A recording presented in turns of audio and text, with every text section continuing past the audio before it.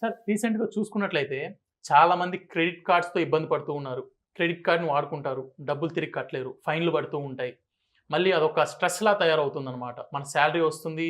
వచ్చిన అమౌంట్ అంతా క్రెడిట్ కార్డ్‌కి వెళ్తుంది. మళ్ళీ క్రెడిట్ కార్డ్‌లో మళ్ళీ డబ్బులు తీసుకుంటున్నారు. కొన్ని లోన్ యాప్స్ ఉన్నాయి. వాళ్ళు అమౌంట్ తీసుకుంటారు. ఇంట్రెస్ట్ రేట్లు పెరిగిపోతూ ఉన్నాయి. అసలు ఈ మనీ అనేది మనం ఒక చోట ఒక అప్పులా తీసుకున్నప్పుడు దాన్ని ఎక్కడ ఇన్వెస్ట్ చేస్తే మనకి రిటర్న్స్ బాగా మంచి డబ్బులు వెనక్కి తిరిగి వస్తాయి. మనం తెచ్చిన డబ్బులు కావచ్చు, తీసుకున్న డబ్బులు కావచ్చు, తీసుకెళ్ళి ఒక చోట ఖర్చు పెడితే అది అంతతో ఖర్చు అయిపోతుంది, రిటర్న్స్ రావు. ఈ డిఫరెన్స్ కనుక్కోవడం ఎలా? అసలు లయబిలిటీస్‌కి, అసెట్స్‌కి డిఫరెన్స్ ఏంటి? Right. So, first of all మీరు చెప్పిన దాన్ని లెవరేజ్ బిజినెస్ అంటారండి. లెవరేజ్ అంటే నాది కాని అమౌంట్‌ని లేదా నాకు మించిన మనీ గాని తీసుకొచ్చేసి దాని ద్వారా నేను బెనిఫిట్ పొందడం అన్నమాట. దాన్ని లెవరేజ్ బిజినెస్ అంటారు. ఓకే. సపోజ్ మీరు క్రెడిట్ కార్డ్ గురించి చెప్తున్నారు కాబట్టి నేను క్రెడిట్ కార్డ్ గురించి చెప్తున్నాను. సపోజ్ మీరు ఒక ఎంటర్‌ప్రెన్యూర్, ఒక పెట్రోల్ బంక్, ఒక జ్యువెలరీ షాప్ ఉందనుకుందాం. ఓకే. నేను ఒక ఎంప్లాయీని, ఐటీ ఎంప్లాయీని. నాకు ఒక 5 lakhs శాలరీ ఫర్ యానం వస్తుంది. మనం ఇద్దరు క్రెడిట్ కార్డ్కి అప్లై చేసాము. ఓకే. ఇద్దరికి ఒక 5 lakh వర్త్ క్రెడిట్ కార్డ్ వచ్చిందనుకోండి. ఫస్ట్ మీరు ఎలా వాడతారో చూద్దామండి. మీది జ్యువెలరీ షాప్ లేదా పెట్రోల్ బంక్ అనుకుందాం. మీ దగ్గర కస్టమర్స్ అందరూ వస్తుంటారు పెట్రోల్ బంచుకోవడానికి. వాళ్ళు మనీ ఇచ్చారనుకోండి. ఆ మనీ మీ పాకెట్లో పెట్టుకొని మీ దగ్గర ఉన్న కార్డుని స్వైప్ చేస్తుంటారు. తద్వారా మీకు ఒక వితిన్ 4-5 days కల్లా ఈ కార్డులో ఉన్న మ్యాక్సిమం అమౌంట్ మీరు వాడేసుకుంటారు. దాని దగ్గర 5 lakh మీ చేతికి వస్తుంది. ఈ 5 lakh మీకు టోటలీ ఫ్రీ నెక్స్ట్ 1.5 month. ఎందుకంటే 45 days తర్వాత కదా మనం పే చేసేది. అంటే 45 days క్యాష్ మీ పాకెట్లో ఉంది. ఇప్పుడు మీరు ఆ కంపెనీకి పే చేసేది 45 days తర్వాత. ఓకే. ఇప్పుడు ఈ అమౌంట్ని మీ బిజినెస్ సర్కిల్లో వడ్డీకి ఇచ్చుకోవచ్చు, లేదా మీ బిజినెస్లో పెట్టుకొని మీరు ఇంప్రూవ్ చేసుకోవచ్చు. అంటే మీకు లిటరల్గా అది వడ్డీకి ఇచ్చామనుకోండి, 1.5 రూపీ లేదా 2 rupees ఇంట్రెస్ట్ ఇచ్చారు మీ బిజినెస్ సర్కిల్లో, మీకు 15,000 దాకా వస్తుంది ఫ్రీగా. అంటే మీకు క్రెడిట్ కార్డు ఉండటం ద్వారా మంత్లీ 15,000 వస్తుంది ఫ్రీగా. ఓకే. ఆ 15,000ని ఫర్ ఎగ్జాంపుల్ ఏ మ్యూచువల్ ఫండ్లో దీంట్లో పెట్టారనుకుందాం. ఎవ్రీ మంత్ అది యావరేజ్ మీరు 15% ఇస్తుంది అనుకోండి. ఎవ్రీ మంత్ ఈ ఒక్క కార్డు ఉండటం వల్ల మీకు 15% వడ్డీ రావటం ద్వారా ఈ వడ్డీని మాత్రమే ఆధార్ అసెట్ క్లాస్లో పెట్టుకుంటూ వెళ్తుంటే మీకు 20-25 years కల్లా ఈజీగా ఒక 20-30 crores వస్తాయి. అంటే బిజినెస్ మ్యాన్కి కార్డు లేకపోతే సిన్ అది. ఎందుకంటే కార్డు ఉంటే వాళ్ళ ఎక్స్ట్రా స్ట్రెంత్ వస్తుంది నీకు. అందుకని క్రెడిట్ కార్డు నీకు బ్యాడ్ అంటే అస్సలు కానే కాదు. అంటే ఎవరైనా సరే ఆ అమౌంట్ని బాగా ఆప్టిమైజేషన్ చేస్తున్నప్పుడు బెస్ట్. అందుకని కంపెనీలు కూడా అప్పున్నంత మాత్రం బ్యాడ్ కంపెనీస్ ఏం కాదండి. ఎఫిషియన్సీగా మేనేజ్ చేస్తున్నా లేదని ఇంపార్టెంట్. ఇక్కడ నేను అప్పు తీసుకున్నప్పుడు ఇంట్రెస్ట్ నేను 4% ఇస్తున్నాను. ఇక్కడ దాన్ని నేను 20% మేనేజ్ చేస్తున్నాను అనుకోండి, అప్పు చేయడం చాలా మంచిది. దాని ఎఫిషియన్సీ డస్ మ్యాటర్. అందుకని మనం ROC చూస్తాం కంపెనీల్లో. ఓకే. అందుకని బిజినెస్ మ్యాన్కి క్రెడిట్ కార్డు ఉంటే చాలా మంచిది. ఎందుకంటే సడన్ నీకు డబ్బు కావాలంటే అది ఈజీగా నీకు వస్తుంది. బిజినెస్లో ఎప్పుడు మనీ రిక్వైర్మెంట్ ఉంటుంది. అందుకని బిజినెస్ మ్యాన్కి కార్డు ఉండటం అనేది ఒక ఎసెట్, అది అడిషనల్ ఎసెట్. ఇప్పుడు నెక్స్ట్ మంత్ ఇన్ టైంలో మీరు మనీ పే చేశారనుకోండి, అతను మళ్ళీ 2 కార్డులు ఇస్తాడు. ఈసారి వేరే మ్యూచువల్ ఫండ్ కార్డ్స్ ఇస్తారు, వేరే ఎసెట్ ఈ క్రెడిట్ కార్డ్ కంపెనీస్ ఉంటాయి కదా, ఇస్తూనే ఉంటాయి నీకు. మీది ఒకేసారి మీకు 10-15 కార్డ్స్ ఉన్నాయి అనుకోండి, ఊహించండి. మీరు ఈచ్ కార్డ్ని 2-3 days 5 lakhs ఇస్తున్నారు. 5 days ఒకసారి 5 lakhs ఇస్తూనే ఉంటారు అవతల దగ్గర నుంచి. వాళ్ళకి పే చేసేదేమో ఆఫ్టర్ 45 days తర్వాత.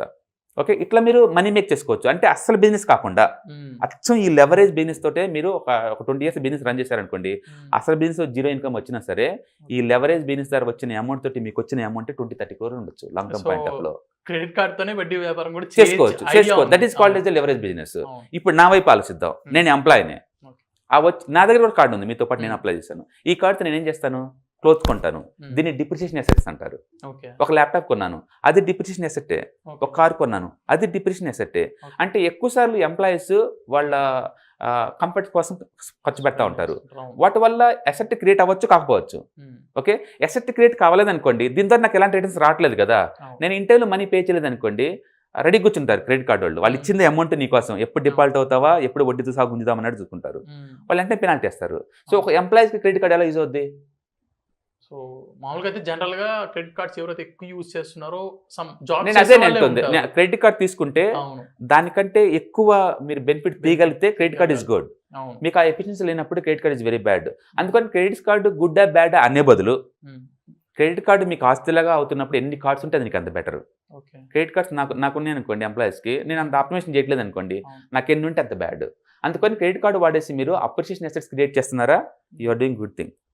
డిప్రిసియేషన్ అసెట్ క్రియేట్ చేస్తున్నారా, క్రెడిట్ కార్డ్స్ ఉండటం వేస్ట్ నీకు. దాన్ని ఎంత త్వరగా క్లోజ్ చేసుకుంటే క్రెడిట్ కార్డ్స్ని అంత. క్రెడిట్ అంటేనే అప్పు అండి, అప్పులోకి ఎందుకు పోవాలి మీరు అనవసరంగా? అప్పు చేసి మరి కంఫర్ట్గా కొనాల్సిన అవసరం ఏముంది? బట్టలు లేదా సెల్ ఫోన్స్ లేకపోతే ల్యాప్టాప్స్ లేకపోతే ఇంకోటి ఎందుకు కొనాలి?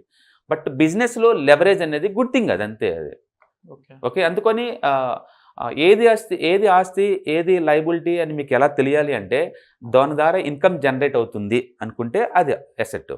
ఓకే. ఇన్కమ్ రావట్లేదు అంటే లయబిలిటీస్. మీరు కనుక rich dad poor dad book sequence కనుక మీరు చదివారనుకోండి, ఆధార్ క్లియర్గా చెప్తాడు ఏది అసెట్ అనేది. క్యాష్ ఫ్లో కనుక ఉంటే దాన్ని ఆస్తి అంటాడు. అంటే సపోజ్ ఇప్పుడు నేను హౌస్ కొన్నాను, ఒక 50 lakh పెట్టి హౌస్ కొన్నాను, నేను ఆ ఇంట్లో ఉంటున్నాను అనుకోండి, దాని ద్వారా వచ్చి జీరో ఇన్కమ్. పైగా నేను ఎవ్రీ ఇయర్ జిహెచ్ఎంసీ వాళ్ళు ట్యాక్స్ పే చేయాలి. ఓకే, ఒక 10,000 ట్యాక్స్ పే చేయాలి. అండ్ మిగతా యూటిలిటీ అంటే ఎలాగో రెంట్ కొన్నా నేను పే చేయాల్సిందే. అంటే నా ఇంట్లో నేను ఉన్నా సరే still I have to pay the tax to the GHMC. అందుకని ఆ బుక్లో ఆధార్ ఏమంటాడంటే ఆస్తికి నువ్వు రిప్రజెంట్ తప్ప ఓనర్ ఎప్పుడు కాలేవు అంటాడు. ఎందుకంటే ఇంటికి తాళం వేసి బయటకు వెళ్ళిపో, 1 year తర్వాత వచ్చాడు ఇంకో తాళం పడి ఉంటుంది అక్కడ, జిహెచ్ఎంసీ వాళ్ళు తాళం వేస్తారు. ఎందుకంటే నువ్వు ట్యాక్స్ పే చేయలేదు కాబట్టి నీ ఇంట్లో రావద్దు అంటాడు. అక్కడికి వచ్చి ట్యాక్స్ పే చేసుకుని రమ్మంటాడు. అంటే ల్యాండ్ ఇజ్ రాయల్ అంటే కింగ్ అనమాట, దానికి ఎప్పుడు ఆధారేషన్. అందుకని గవర్నమెంట్ వాళ్ళు ఏ రోడ్ ఎక్కడ నీ ఇంటి మీద నుంచి వాళ్ళకి ఇచ్చేయాల్సింది, కోర్టు పైన నువ్వు విన్నావులేవు. ఎందుకంటే ల్యాండ్ బిలాంగ్స్ టు రాయల్ అంటే గవర్నమెంట్ వాళ్ళు అంతే. ఓకే, అందుకని ఓన్ హౌస్లో మీరు ఉంటుంటే అది ఇన్కమ్ జనరేట్ అవ్వట్లేదు అనుకోండి, అది బ్యాడ్ అసెట్ అంతే. అదే మీరు ఇల్లు కొని ఒక పోర్షన్ రెంట్కి ఇచ్చారనుకోండి, ఎంతకంత రెవెన్యూ జనరేట్ చేస్తున్నారు కదా, ఇన్కమ్ వస్తుంది కదా, అది అసెట్ కింద లెక్క. అప్పుడు అదే హౌస్ నీకు అసెట్ కింద లెక్క, ఎందుకంటే ఎంతకంత క్యాష్ ఫ్లో ఉంది కాబట్టి.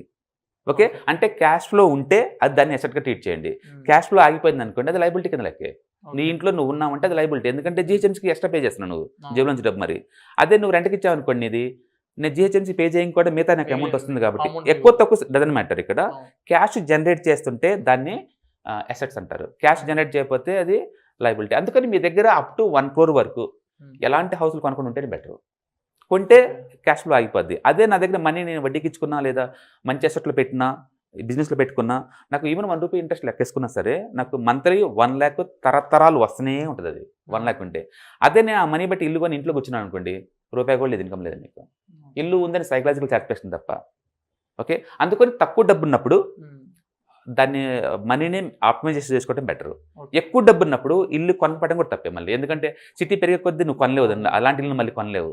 ఓకే, అందుకని అది ఆస్తి అది అసెట్ లయబిలిటీ అనేది based on the your utilization మీద అది డిపెండ్ అయి ఉంటుంది. ఓకే, బట్ తక్కువ మంది ఉన్న వాళ్ళందరూ కూడా రెంటల్కే ఉండండి. Don't by the houses and all the things. Okay, try to appraise the house.